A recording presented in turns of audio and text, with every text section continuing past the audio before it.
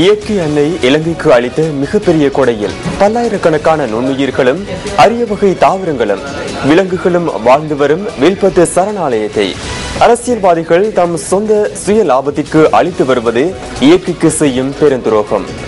வில்பத்து சரணாலயத்தில் காணிகள் கையகப்படுத்தப்பட்டமை குறித்த இறுதி அறிக்கை இன்று தயாரிக்கப்பட்டு நாளை ஜனாதிபதியிடம் சமர்ப்பிக்கப்பட உள்ளது.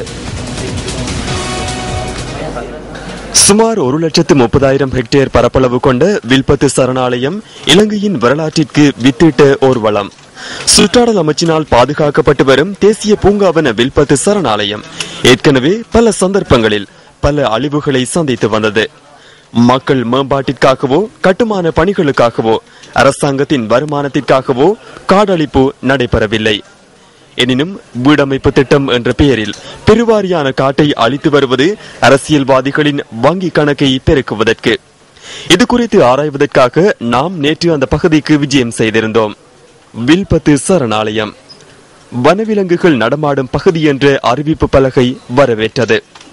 எனினும் அந்த பகுதியில் பெரும்பாலான வனப்பகுதிகள் அளிக்கப்பட்டு நிர்மாண பணிகள் இடம்பெறுவதை அவதானிக்க முடிந்தது.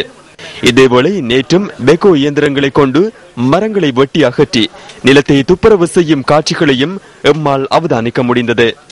காட்டில் உள்ள மரங்களை அழிக்கும் அளவை சரியாக கணிக்கக்கூடியதாக இல்லாவிடினும் காடழிப்பு வீதம் பாரியளவில் இடம்பெறுவதை எம்மால் அவதானிக்க முடிந்தது.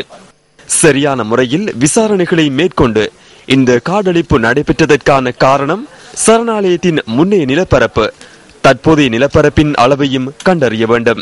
காடழிப்பு நடைபெற்ற பகுதிகளில் நிலங்களுக்கு உரிமை கோருகின்றவர்கள் யார் என்பது குறித்தும் விசாரணையில் கண்டறியப்பட வேண்டும் என அந்த பகுதி மக்கள் தெரிவிக்கின்றனர். மன்னார் மாவட்டத்தின் பல்வேறு பிரதேசங்களில் ரிஷாட் அமைச்சர் அவர்களுடைய வேலை திட்டம் சம்பந்தமான பல்வேறு குற்றச்சாட்டுகள் மக்களின் மத்தியிலே வெகுவாக பேசப்பட்டு வருகின்றன.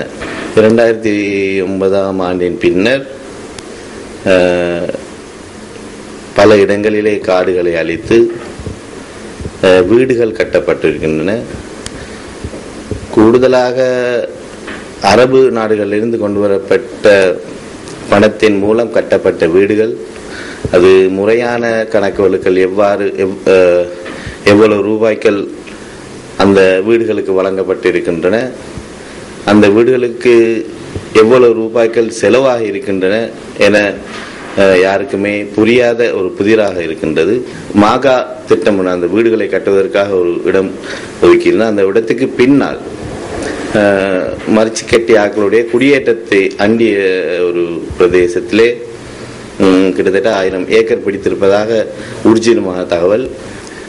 இது இந்த முசலி பிரதேசத்தை மையமாக கொண்டு பார்க்கும்போது பல்வேறு திட்டங்கள் அவர்கள் செய்திருந்தாலும் அது முறையான திட்டமாக மக்கள் மத்தியிலே பேசப்படவில்லை.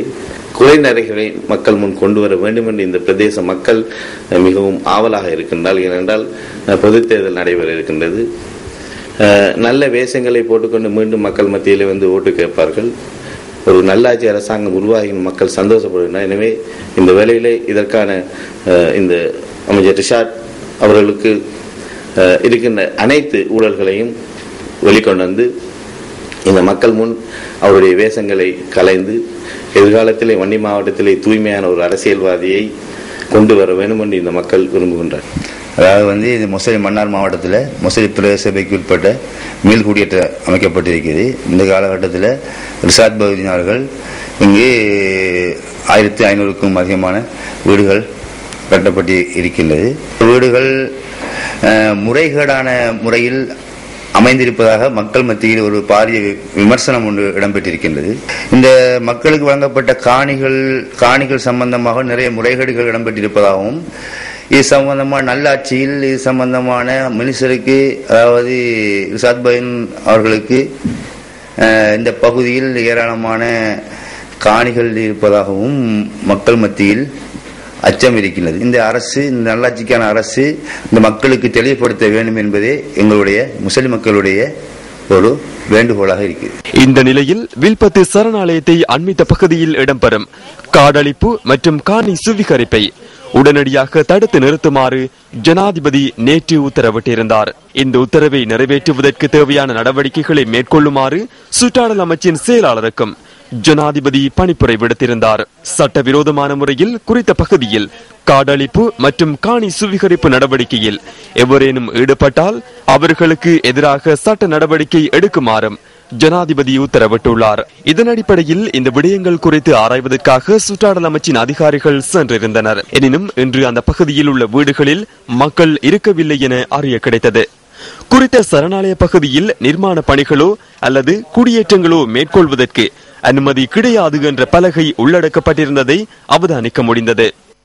இன்றைய இந்த காட்சிகளை பதிவு செய்து கொண்டு சரணாலயத்தை விட்டு வெளியேறிய போது யானை கூட்டத்தை எதிர்கொண்டமையால் சுற்றாடல் அமைச்சின் அதிகாரிகள் மற்றும் எமது செய்தியாளர் உள்ளிட்ட குழுவினர் பல்வேறு அசௌகரியங்களை எதிர்நோக்கினர்.